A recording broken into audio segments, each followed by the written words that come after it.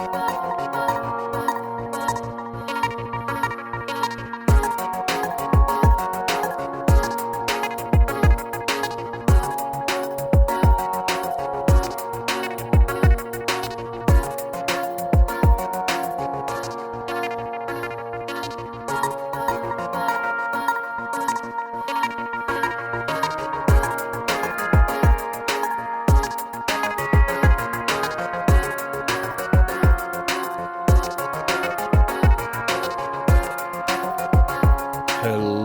gamers. It's Rubik here with episode 19 coming at you with my boy WT. How are you, mate?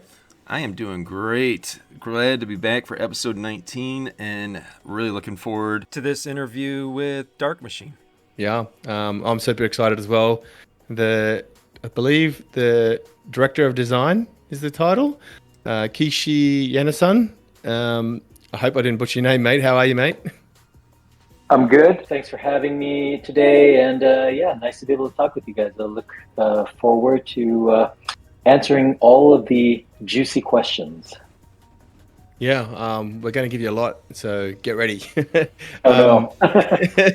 So let's start off with telling us about your experience. I believe you've got a little bit of experience under your belt, and just tell us about your experience of, what you've done and, where you've been and where you're going. Sure. So currently I serve as the Chief Creative Officer of our company, Mech. I have been in the space for quite a while. I started out my career building PlayStation 2 games, probably somewhat known for a lot of the music games that I had built around that era, like Guitar Man, Osu, Elite Beat Agents, etc., etc. So did that, pretty much developed games for probably every platform you guys have ever heard of, and probably some you've never heard of. Everything from consoles, PC, mobile. Been doing mobile for over, I would say now 13, 14 years now. VR, AR, and most recently Web3, if you can kind of call that a platform. Really excited to jump into this bold new world. What made you decide to go into Web3? Yeah, it's a great question. So when we, when I think about my career over the years, the games industry has really changed, and it's shifted. And every time there's a fundamental shift, whether that be like a technological platform or be a monetization platform, typically there are a lot of great opportunities and chances to do something new. And I'm just one of those kind of people that I just like new things. I like to go into new things. I like to do new things. When first heard about that you could actually make games on the blockchain, I was like, whoa, what does that even mean, right? Started researching it quite a bit. I was introduced to it originally around 2017. Back then, as we know, Bitcoin, was very cheap. I'm thinking I hit myself in the head every day. It's like, man, I should have just invested more. But anyway, but back then, it was still very, very nascent. There was obviously EVM, but it was still very early. And there wasn't much you can do from a games perspective, really. As we started understanding it a bit more, looking at some other success stories and builders in the space, we learned we could do much, much more than I had originally thought. And that's when we started kind of going into it really in earnest and thinking about, well, what could be the impactful thing we could do that's hopefully a little bit unique from the stuff that everybody else is doing right now in the space. That we could leverage what we've done up to this point and just really just have some fun doing it. That's when we came to the whole kind of idea of Dark Machine, not just of the game, but of how Dark Machine could potentially perhaps make a new market for itself using the power of Web3. So that's kind of really how we got into it. When I was looking at Dark Machine, I had like this nostalgic throwback to my childhood. I don't know if you remember the cartoon. It was Voltron, And Oh yeah. my first game I think I ever played that was mech based was Mech Warrior. I know of the game Big fan. Gundam out there. That's kind of like the vibe I got. What is there any type of inspiration for Dark Machine that you guys are pulling from?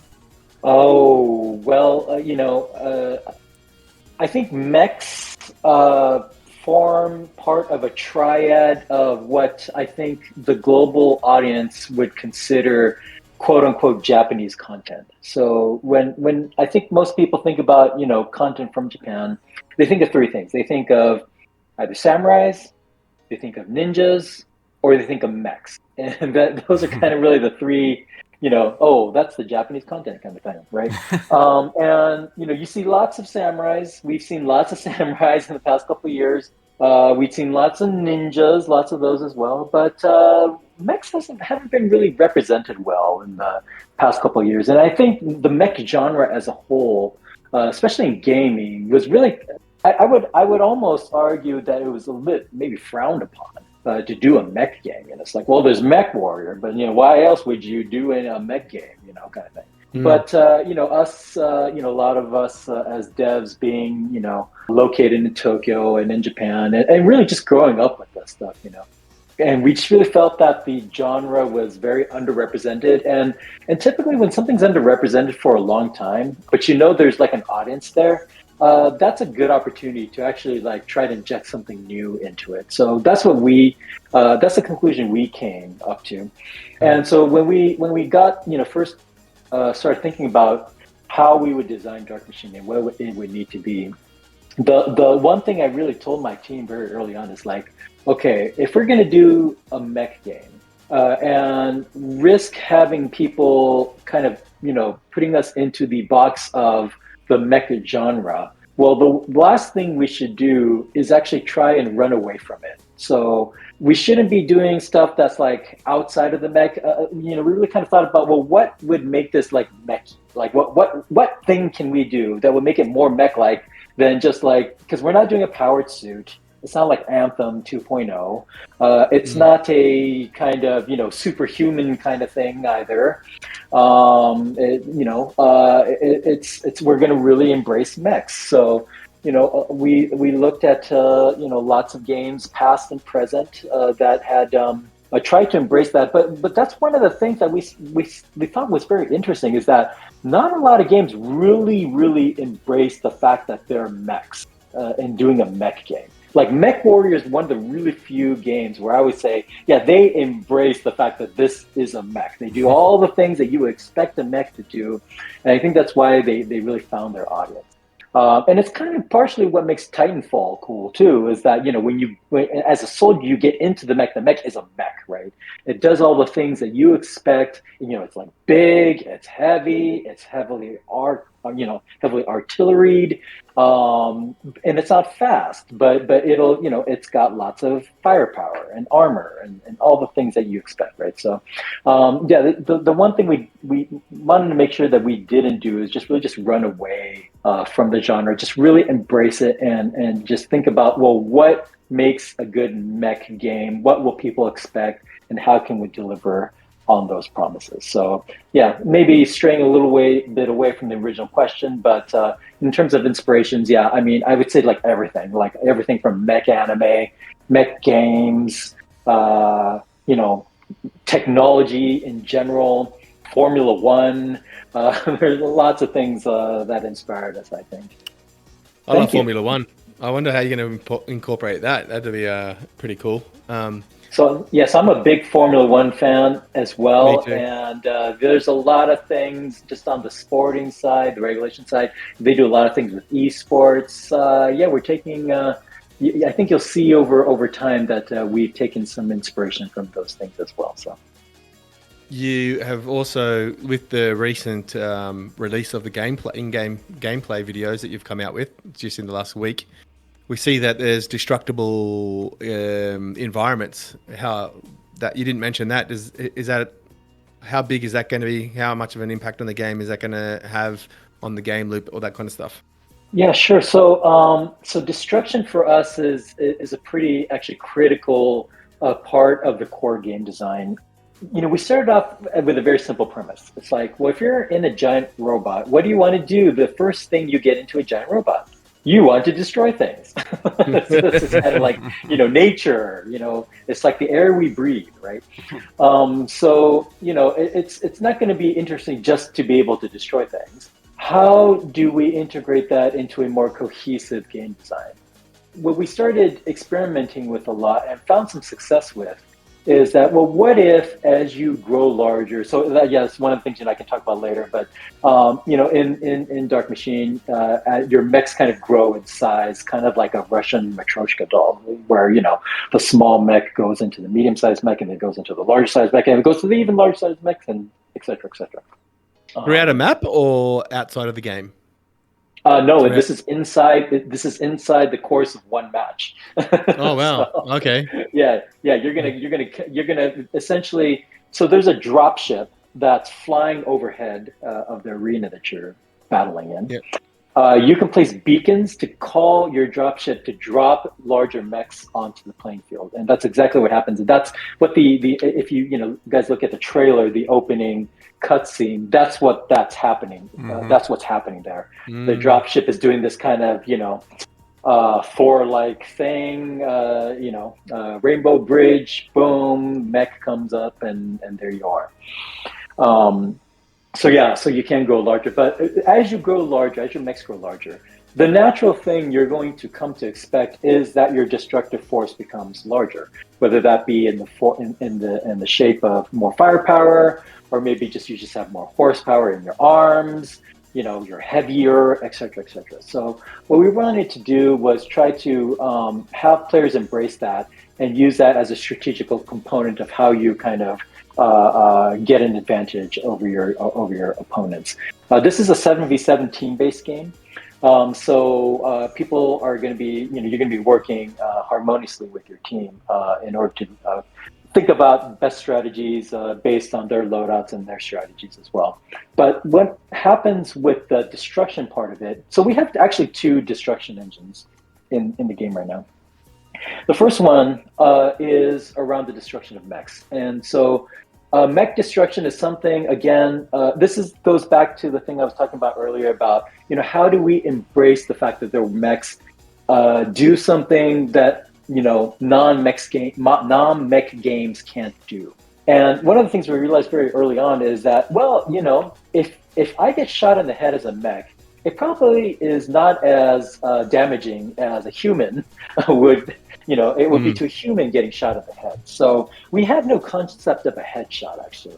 What we do have, though, is we have incremental damage over every body part. And so every shot that you shoot at a mech gets individually registered as damage in that local area.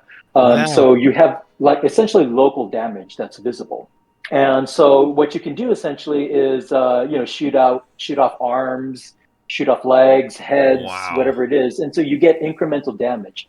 And as you can probably imagine, as the one that incurs the incremental damage, you start losing functionality. For example, you may lose the ability to shoot your main weapon, or you may lose the ability to use your initial skill, or your visual monitor display might get a little noisy. You might not be able to run. You may not be able to jump, et cetera, right? So all this functionality starts to get weakened.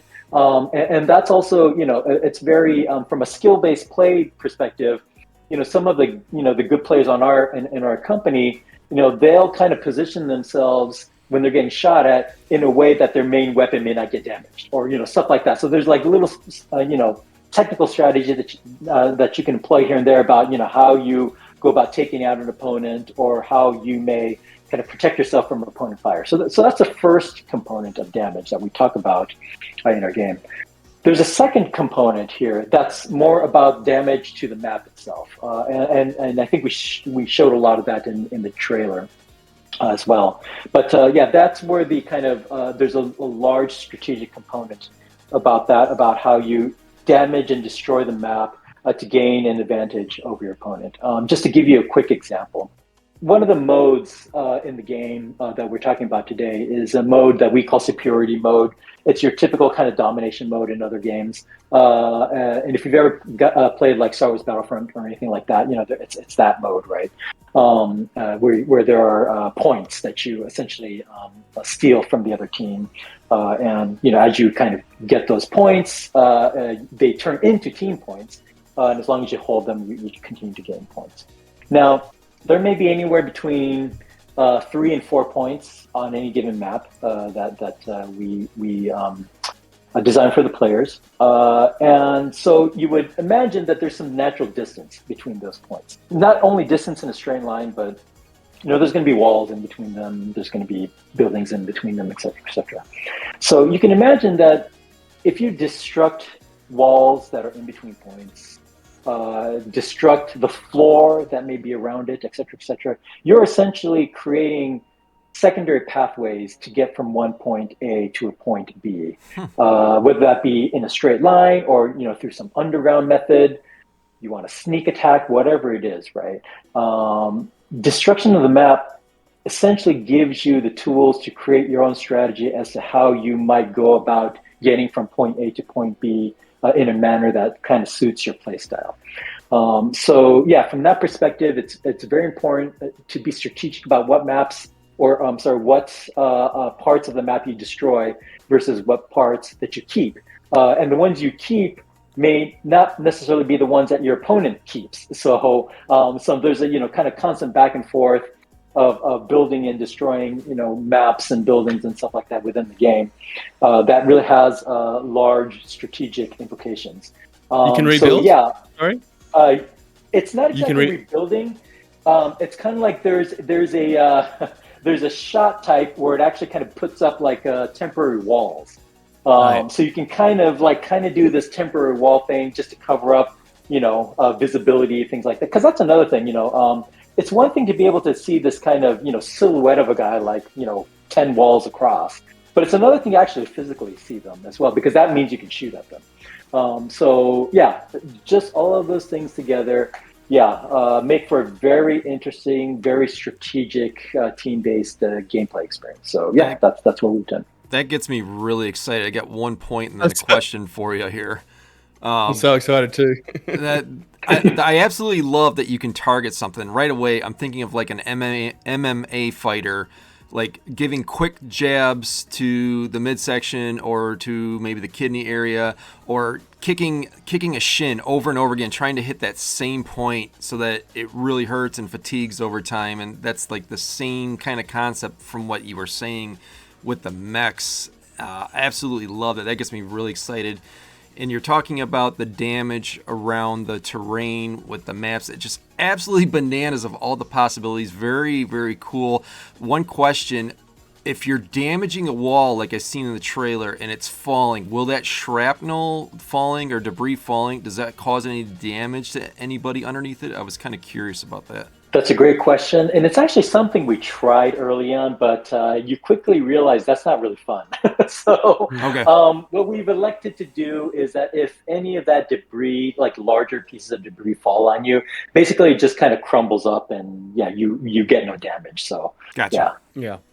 Okay. And like about the lava, so in the the lava when it falls down, when I asked you if you can rebuild stuff, like if you shoot a wall and lava starts coming down, you're not going to be able to really patch that wall up, really, are you, to stop the lava, I assume? Yeah, so the lava is interesting. So depending upon what part of like some pipe or whatever it is that lava is flowing through, depending upon where you destroy and how you destroy it, the flow may actually stop at some point. So actually that lava part of the stage that you guys see in the trailer, that actually stops at some point. It fills up the holes that get built. So that whole thing, what's happening, I know it's a little bit hard to see, and maybe we'll show some videos again around what exactly is happening. But what's essentially happening is there's the disc that's in the middle of the room. That's actually your point that you need to essentially dominate. There are these things we call events that happen. They're like randomized events that happen in the middle of a match that affect all players. So that could be anything from your energy recharge is now 2x, or your shot damage is now 1.5x, or in the case that you saw in the video, it's a destruction event. So what you guys saw was an eruption event, is what we call it, where the local active volcano has erupted. That's created an overflow through the pipes that are going into the factory. That's where you guys are fighting in there. And there's a whole lore behind why it's a factory and stuff like that, which maybe we can get to later. But so yeah, pipes burst, and before that, the floors of both sides of the domination point, they actually crumble. So at that point, you've already created a situation where the floor space is kind of like a third of what it was. But if you fell into the holes that just got created, you wouldn't die yet. But that's where the lava comes in, where the lava pipes kind of burst. Lava flows, and it flows into the floors that you see. And so if you take a look at the trailer, now with this new knowledge, you'll notice what I'm talking about. But the holes start to get filled with this lava, actually. So now what happens is, if you fall into the holes, you're essentially going to do this, Terminator-style death, where it's just like, I'll be back kind of thing, and you're dead. So that's what those are. So yeah, it's part of a whole system of randomized events that will happen during the match. Some matches can be controlled what that is. Some matches may become random. So it just all depends on how the tournament organization gets formed, or the match gets formed, and it's gonna be really fun, we think. So that I had a question about that. Sorry, WT, to dominate the conversation here. No, go for it, but bro. Is that event scripted event, or is it dynamic, like where the lava goes and all that kind of stuff? Is it, or is it both? Going to be both? It's probably going to be a little bit of a mix of both. The lava sequence is fairly scripted, just because we want to kind of the timing of that is going to be very critical, and to do that actually with real time, like physics calculations of how the lava flows. That'd probably be too much for most people's PCs. So we kind of heavily script that part, but there are going to be other events that are actually a lot more kind of dynamic in nature. So yeah, we'll probably announce those as we kind of move along. But for now, I'll say it'll probably be a mix of both. Absolutely amazing. We just got shotgun a ton of major information. I'm the hair on the back of my neck stand up listening to all this. Just holy smokes. You've got all this amazing stuff that you guys are working on. What do you see the long-term vision for Dark Machine? Ooh, that's a long question. as if my answers are short up to this point. We've got F1 qualifying in about an hour and a half, mate. So hard stop at that time, isn't it, for both of us? I know. I'm like, I have to do this interview in the middle of practice session 3. But anyway, yeah.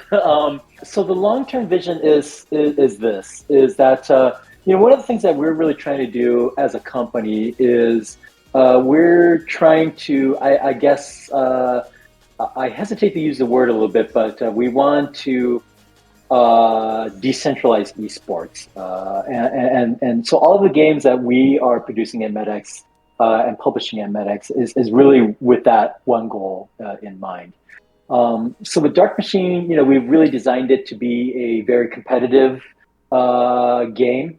We are going to have some interesting things that we will be doing in the future, which I can't talk about today, but it's going to be very, very interesting from an esports perspective. And I guess I can't say any more than that. Right. Otherwise, I'm sure you guys will bombard me with lots of questions.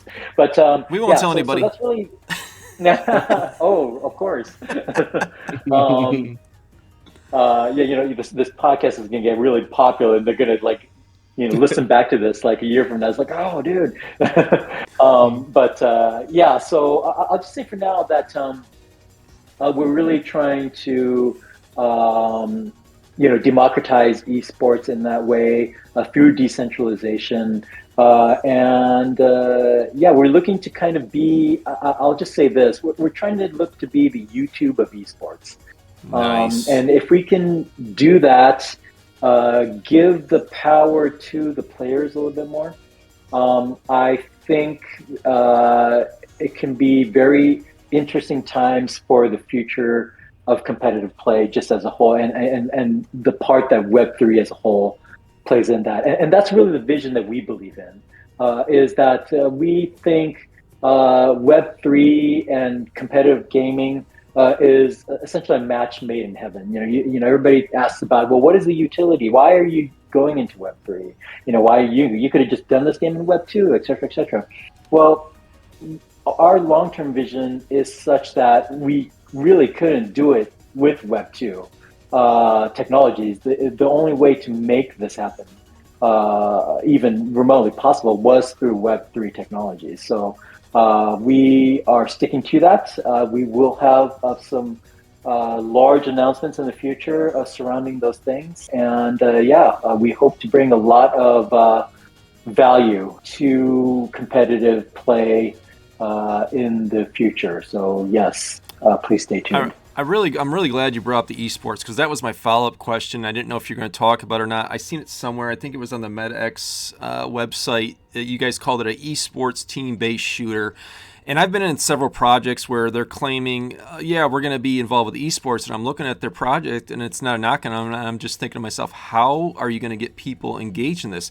But when I look at Dark Machine, that was like, when I seen the 7v7 and what was going on, I was like, this smells like esports. And then I read it on your guys' website, and I'm glad that you guys are doing that. I can totally see this being very esports centered. And Rubik, what's your thoughts on that?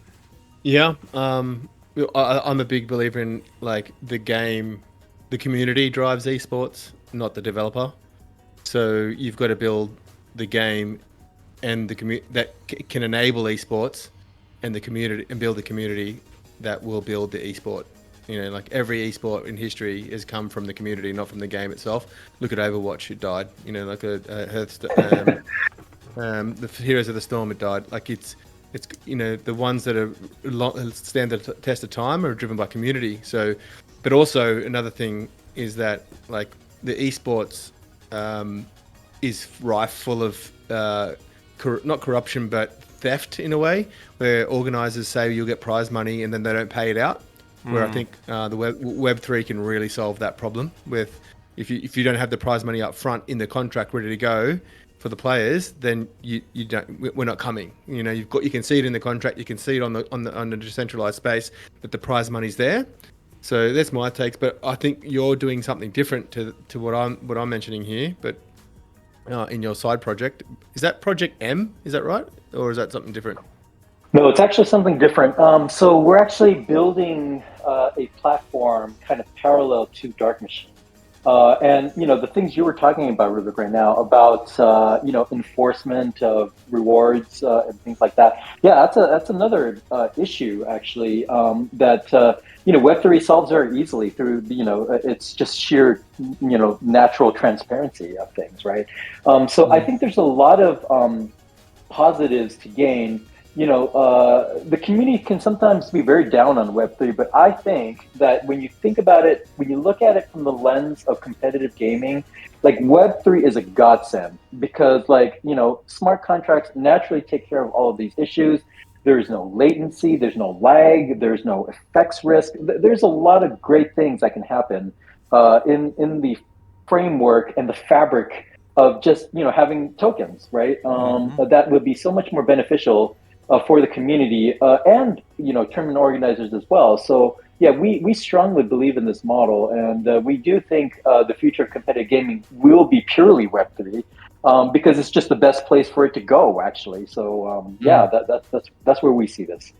Great That's answer. a bit of a left angle to this conversation that I thought was going to go, but it's very interesting. Sorry, that was Project 3, not Project M. Is Project 3 another game? Is that what you're saying? Because you said multiple game. Yes. So those are projects that we still have not announced. So yes. You know where to come. There's more in the works. When you're ready, you know where to come to let the alpha out. We can do it on a big show with our mutual audience. But sounds good.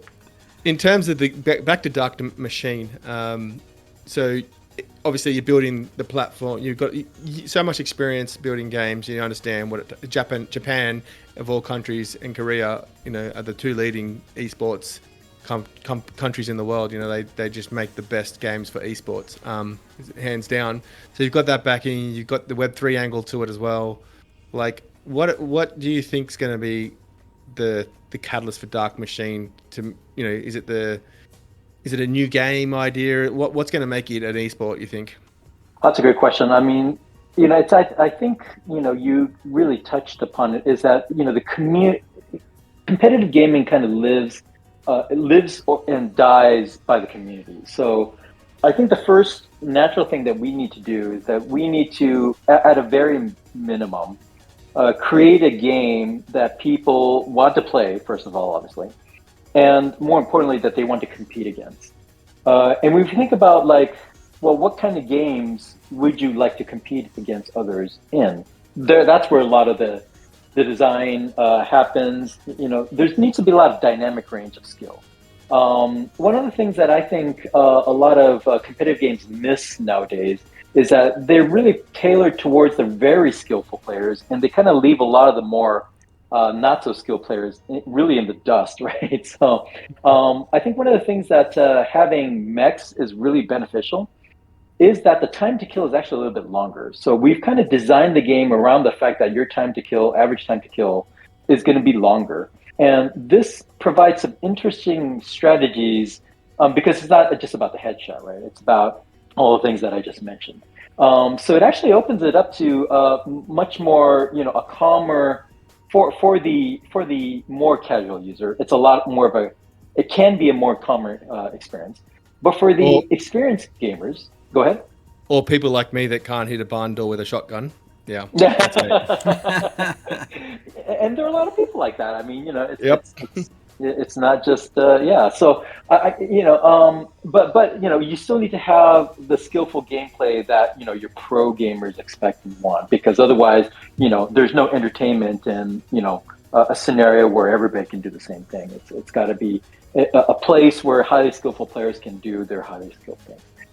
So I think the dynamic range is very important when you think about it, especially with a Web3 esports title, just because, we still have a big responsibility to bring in more Web2 gamers into the fold, right? And in order to do that, we need to have at least games that are of similar quality to, competitive games in the Web2 space, like the ones that, we've been talking about. So I think that's the minimum bar at minimum. But I think on top of that, again, we chose mechs as a theme very deliberately because of some of the advantages we thought that we can bring to the shooter genre that you may not have seen before. And then just the other thing is that that whole component about the decentralized tournament play, right? That's just something that just does not exist currently.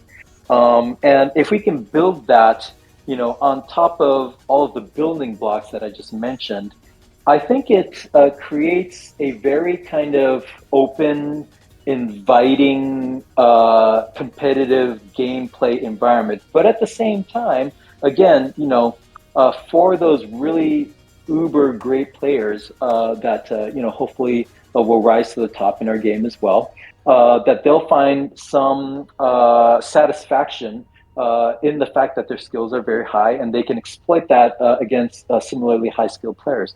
And I think if you can do that and create that, and you're cultivating the community around that, well, I think things just start to happen naturally by themselves. So, obviously, knock on wood, we're crossing our fingers. But yeah, we do think we have a unique thing that we're bringing to the table, whilst utilizing as much as we can the strengths of Web3 and to bring this kind of new world of competitive gaming into the light. Exciting. Amazing.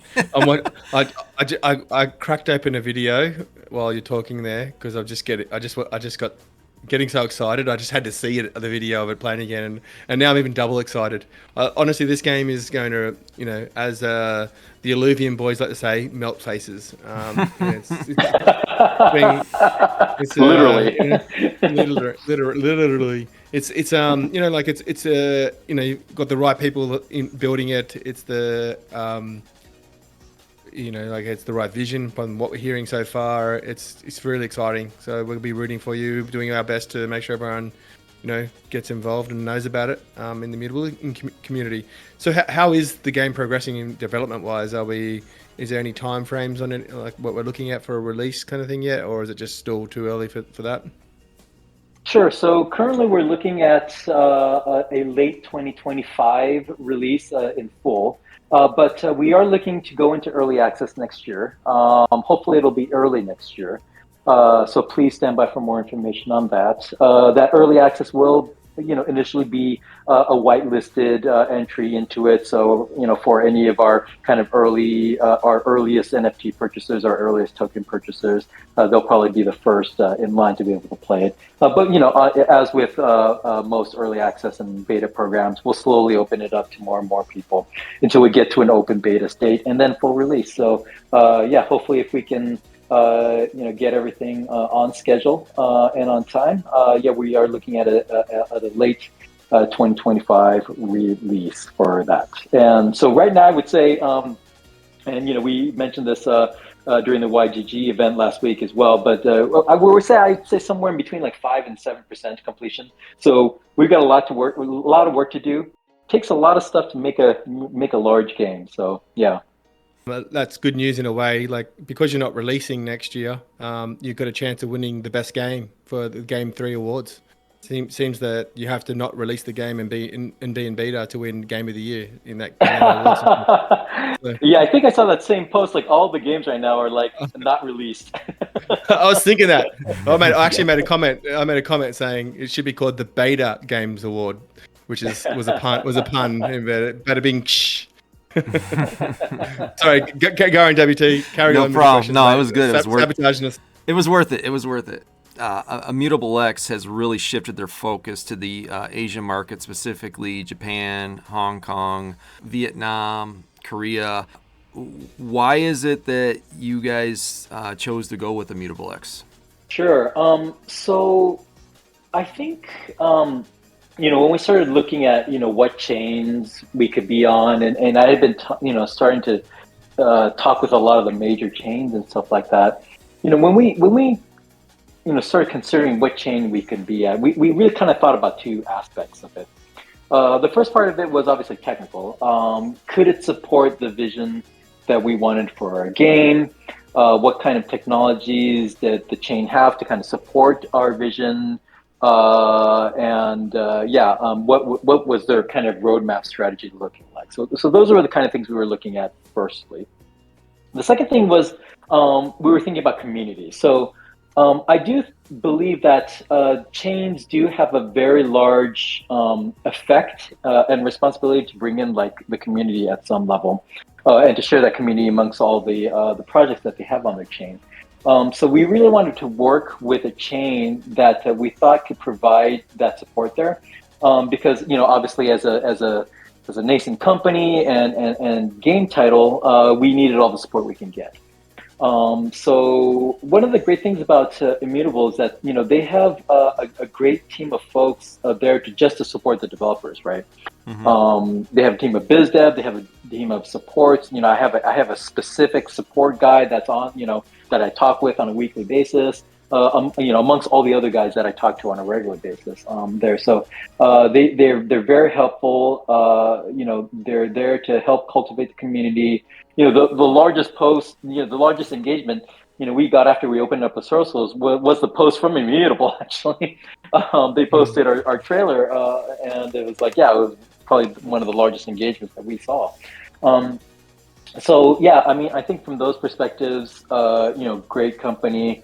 I would also, add that, when we first elected Immutable, we were not aware of their ZKVM strategy.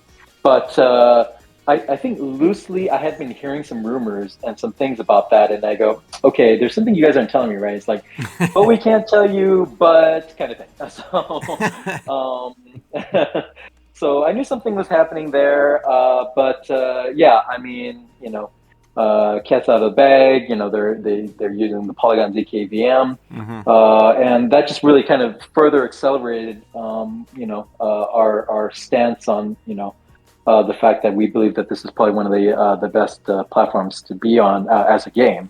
Not to mention all the other things that they have on the side, like checkout and passport, and I'm really excited about passport too, actually, because I talk with that team a lot about what kind of future things we'd like to see in it and stuff like that. And I do think it can be, especially the passport wallet. I think wallets as a whole, but especially with passport, that those can be kind of portals to larger communities, just as in the way that Amazon has a recommendation engine.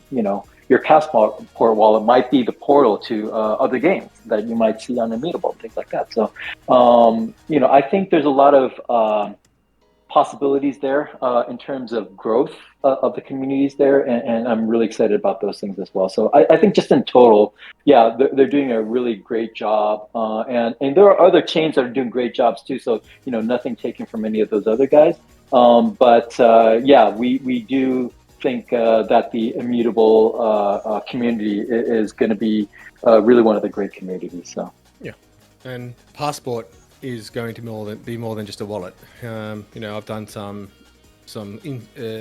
research kind of testing of the product. It's a lot more than a wallet, and a lot more than just a single sign-on or a identity. It's think Steam, the Steam of. Yeah, that's a great analogy. Yeah, that's a great analogy. So like things like in-game quests that show up in your profile and things like that. Nothing to do with the chain at all.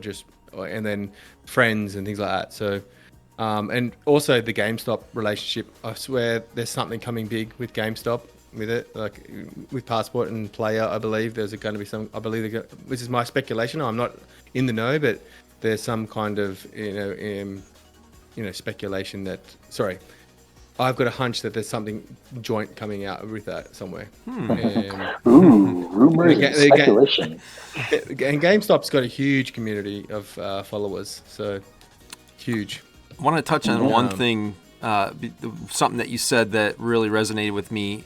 You talked about being able to talk to somebody, and in this space, we have not had any good customer support. It's always been like, go to their Twitter, go to their Discord, go to their Telegram, and hopefully you're talking to somebody that's not scamming you. You got to triple check everything, but you talked about having the ability to talk to a real deal person from the company, and I think that's sorely missed from this space, and I love hearing you say that about IMX.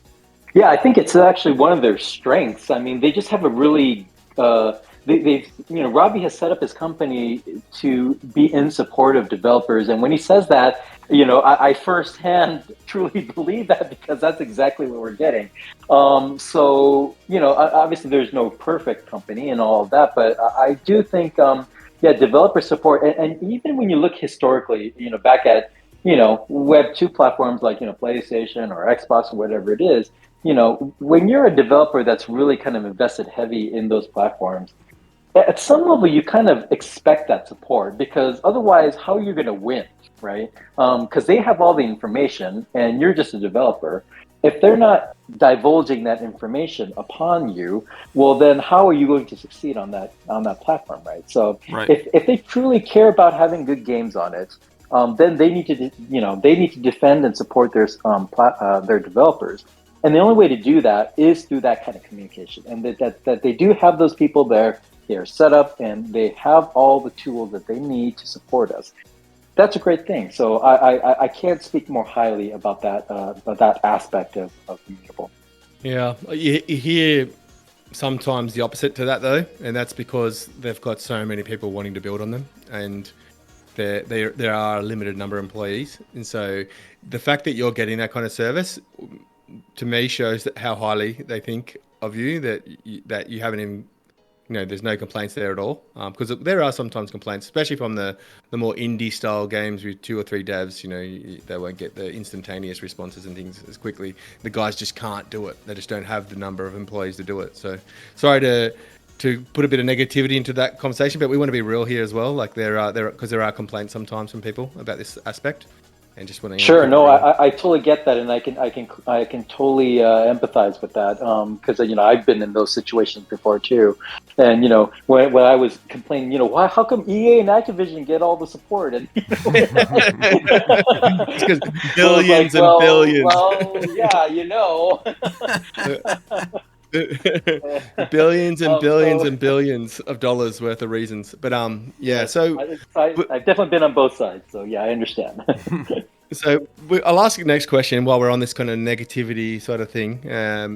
What is something that Immutable could do better from your perspective, if there is anything? I mean, I think as a company, it's really kind of hard to fault that. I'm sure there's lots of things that they know that they can do better and things like that. Like supporting indie devs better and things like that. Mm. I think some of their technology still needs some work, and I'm sure that'll be coming up. So yeah, I don't really see that as a problem.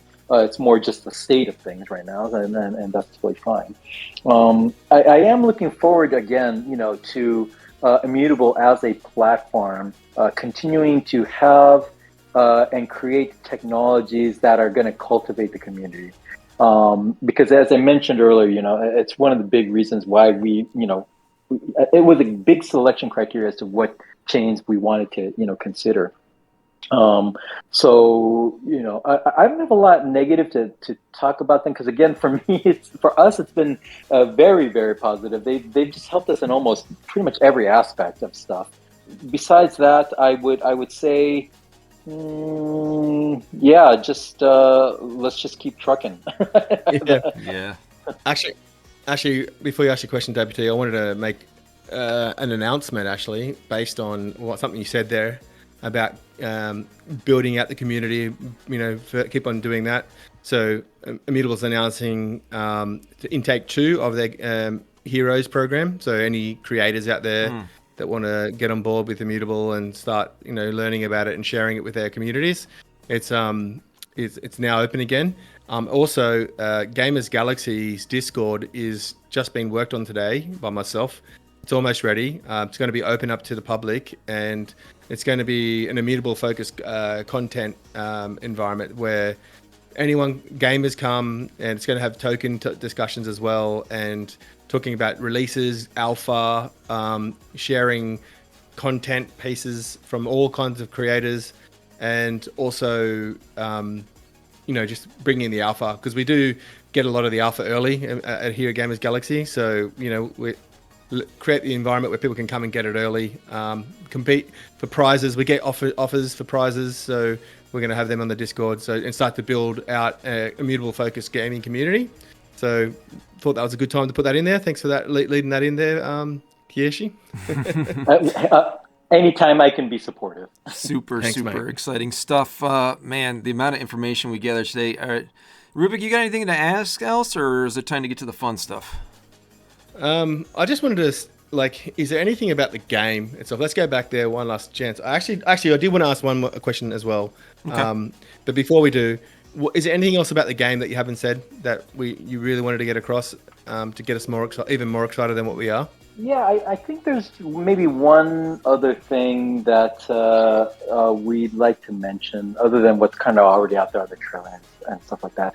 So, one of the things that's really great about mechs, and one of the things I really enjoyed about Mech Warrior, is the level of customization you can, employ on it. Because, like, if you've ever done if you've ever built a Mech Warrior, it's pretty involved, right? I mean, you've got all those slots. It's like you got, coolants and thrusters, and there's like just a whole bunch of stuff you can do, right? And that's the cool thing about mechs, is that it's very granular, and you can do all these like kind of nerd out and geek out on building the ultimate mech. So we, although we can't make any kind of detailed announcements yet, I really encourage players to look forward to our kind of mech customization engine. It's going to be very, very extensive. I will just say for now, we're probably looking at something between, like, on average, 50 to 100 points of customization per mech. And you kind of put that all together in this very, I will just roughly say, physically based. It's almost a simulation environment in it of itself, which is how it kind of balances itself out. But it's very, very extensive. Me being a car guy, if you're a car guy, and you're looking at like the latest supercars that are coming out from companies like Ferrari or Lamborghini or Aston Martin or something like that. They typically have this thing called a configurator, right? Where it's like, oh, the new Ferrari came out. There's a configurator for it. So, what's cool about that is like, guys like me, I can't buy a Ferrari, but I can totally like kind of dream and geek out on, oh, like what would it be like if I, put this paint on with these rims and the interior like this, and like, oh, look at this customization. You're just totally geeking out all this stuff, and although you can't buy it, but that's essentially what we're going to be doing. We're going to have like very extensive, hopefully user-friendly tools. And I can't expound on how this is going to happen exactly. We'll make announcements in the future, but I will say that players are going to be able to access these kind of tools to essentially geek out on their kind of dream build for a mech.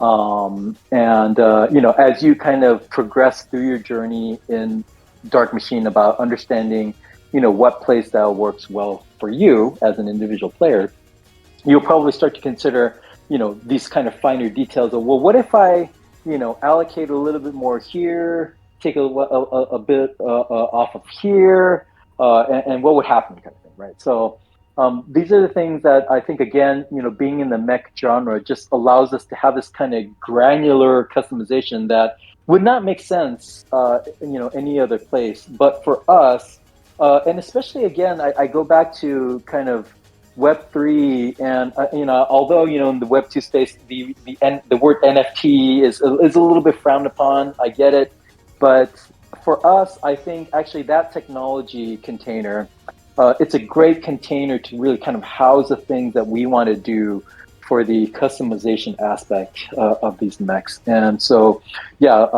please stay tuned for that.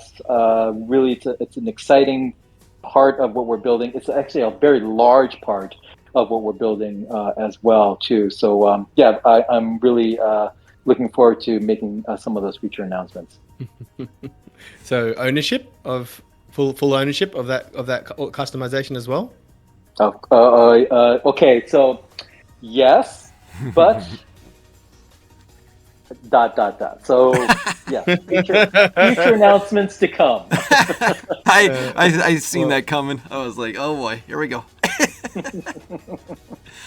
Amazing stuff. It'll Amazing. be Interesting. Oh no, I think I know what you mean. But I won't spoil it. WT, are we moving on to the fun stuff? Or actually, I did want to ask one more question before we move on to the fun stuff. I thought you had one, so I was waiting. Yeah, it's what's the best game you've ever made, in your opinion? I was meant to ask that at the end of your introduction to yourself, but I thought it didn't really flow on properly, and it's not really flowing on right now. But I'm just very curious. What do you think is the best game before you made this? Dark Machine's going to be the best game. What one before this one? Sure. Yeah. I mean, hopefully, the newest game is always the best game. But I would say for myself, I'm probably the highest scoring game that I've ever built, which was probably one of the best selling that I've ever built, as probably the most critically scored game as well. Is a game I originally built and designed for the Nintendo DS. If any of you remember that, oh, yeah. Double screen game machine. It was a game called Osu Tatakai Oendan. In North America and Europe, it was called Elite Beat Agents. It was a rhythm game that you used back then there was a pen that came with the DS, and you would use that to tap on the bottom screen, which is a touch screen, and to hit the marks. So there is a PC game called Osu that was essentially derived straight out of that game. And still there's a humongous community around Osu right now. But I would say that's probably one of the games I'm most well known for, I guess. Again, I always feel like the game I'm working on right now is always going to be my best game. So, nice. So it's hard hard question to answer, but yeah, I guess that would be kind of my cop out answer. Just went into a time machine. He's talking about Nintendo DS and the pen and the dual screen. Oh, good times. Yeah. Good times. Yeah, I'm dating myself. Yeah, I think we all are here. But yeah, so we go into this segment here. We're going to ask you 10 questions in 60 seconds. And it's a very generic question, and you just give us a one-word answer. If you don't want to answer, then don't answer. Just say pass, and I'll move on to the next one. You ready to do this? As ready as I'll ever be. Okay. All right, here we go. Do you prefer to watch sports, or would you rather watch an esports stream? Oh, that's a difficult one. That's a difficult one. Maybe sports right now because it's it's Abu Dhabi. It's the final race of Formula One today. So Gotcha. I have to say at the moment it's Formula One, but typically it would probably be an esports stream. Okay. All right. Do you prefer to play sports, or would you rather play video games? We'll play video games, Okay. but I do a lot of I play a lot of sports too. All right. Favorite sport and favorite video game? Favorite sport would have to be right now golf. A big golfer. Favorite video game right now, CS2. Ooh, okay. Popular one. Messi or Ronaldo? Oh, Ronaldo.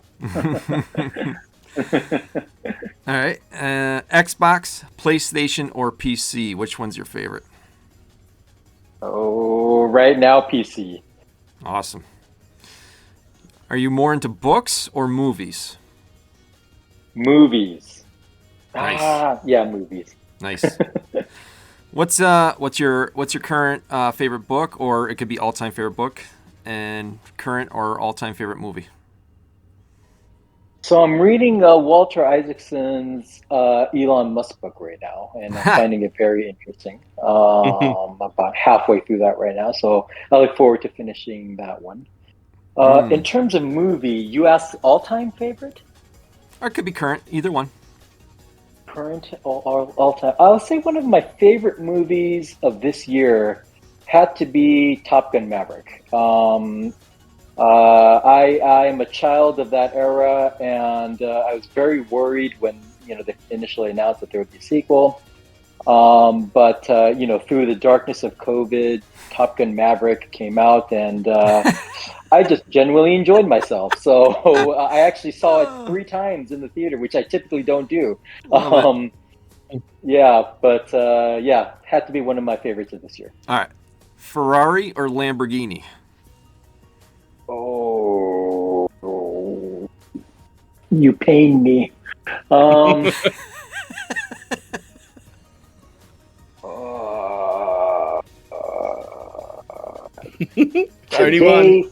Today, Ferrari. Today. Oh, I love this. Oh. Favorite ice cream flavor? Vanilla. Oh, okay. Was not expecting that. My favorite question out of all this. One word to describe Elon Musk. Pain. It's the best question. We get the best answers. Pain. I will say this. I am a huge fan of Elon Musk. I've followed him from the beginning, and I continue to be enamored with him. I was just in reading the Walter Isaacson book. It really kind of gets you thinking about the balance of human beings. Like, what makes him able to do the things he does? And when you think about kind of his early childhood, his background, things like that, and well, can you take that out? Will it still be the same guy? It's kind of like no.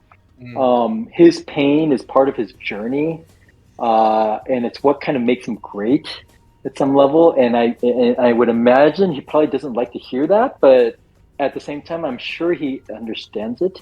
So I do think that people that are doing truly great things at some level have or are experiencing some great pain.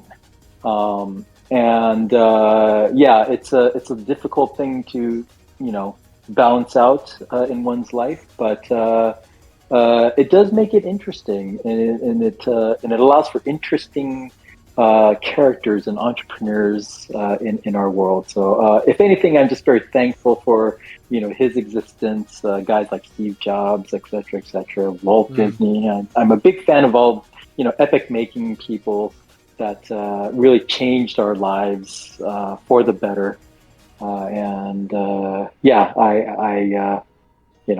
I just want to try to play my part for society, and hopefully I can make it just a little bit better. So Very nice. This is awesome. My Last wife- question. Oh, sorry. Go there's ahead. another Root. one. There's another one. No, there's another one. So I was just going to say that my wife just bought me for Christmas the Isaac Walter book for Elon Musk. Big fan of him as well as WT knows. Just obviously, I've been following him before when he was a Democrat, and now that he's a Republican. So I've seen that the hate come from the Republicans towards him and swift towards the Democrats towards him. So because of his political stance, but take that away, what he's achieved is nothing short of phenomenal. And I just watched the Starship version 2 launch the other day. It was amazing. It's unbelievable. Yeah. It just brings so much. If you just can't understand what he's been doing. When all of the Raptor rockets were firing and there were none out, I was just like, he did it. This is it. Damn. Yeah, unbelievable. It's just it's just a great time to be alive, and put all that. Regardless of your politics, you cannot deny that what he's achieved is phenomenal, and he's so freaking amazing. It's fascinating. So I can't really put a label on him. I don't really see him as a Democrat or Republican, to be honest with you. I just can't.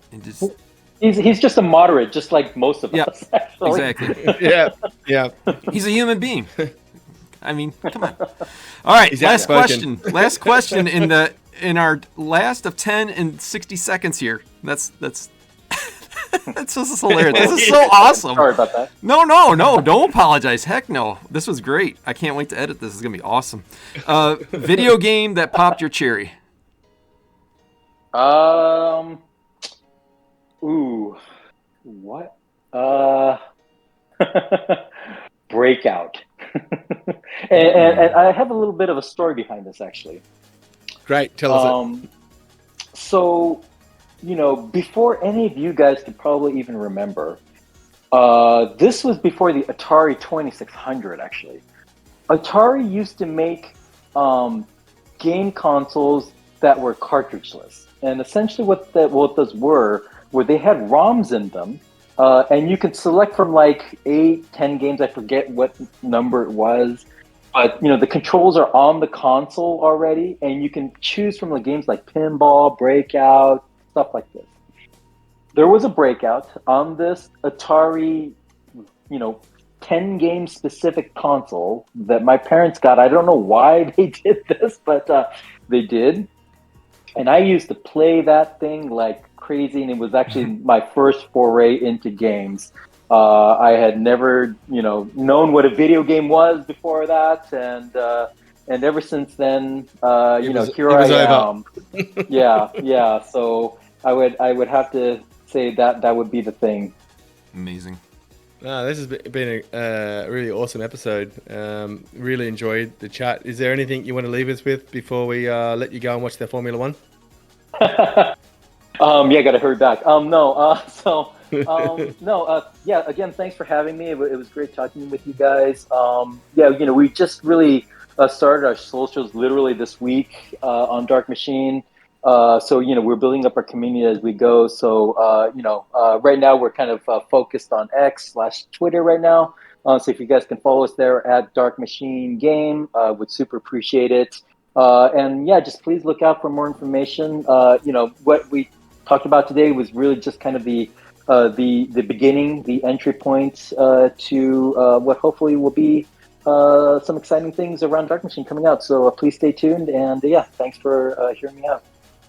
Awesome. I want to thank you for coming on today. Dark Machine, in my opinion, and I'm not just saying this is a massive sleeper, and we're going to do our best to get the word out for you guys. We'll put the links down below with the audio and video that we'll eventually be putting out for this.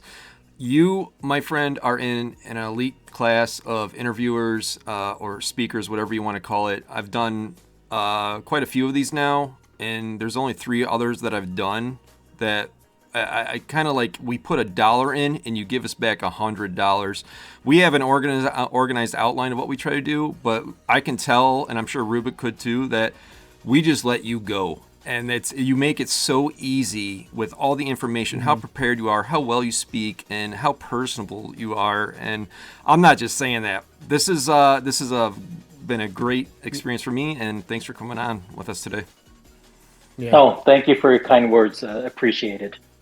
No, it's really enjoyable, mate. And I actually feel like we're quite aligned. I'm into Formula One. I'm into sports. I like esports. I play games. I wanted to be a game developer when I grew up. Actually fell back into IT recently, become a developer because of games. So we've got a similar storyline, except I actually never made it as a games developer. So a bit jealous of you, mate. But pleasure. Oh, it's never too late. This is me. This is my contribution to gaming. You know, spreading the word about great games. And you're at 752 followers today. A week ago, when I saw your release, I tweeted out, and you went from 70 to 150 in no time, and now you're up to 750. So it's growing quickly. You'll be at 20,000 by the end of the year. I promise you that easily. So. Yeah, we're working on building up the community right now. So all the support we can get, we truly do appreciate it, and yeah, we hope to really give back to our community. So, Thanks, mate. Thanks for coming on. thanks for having me.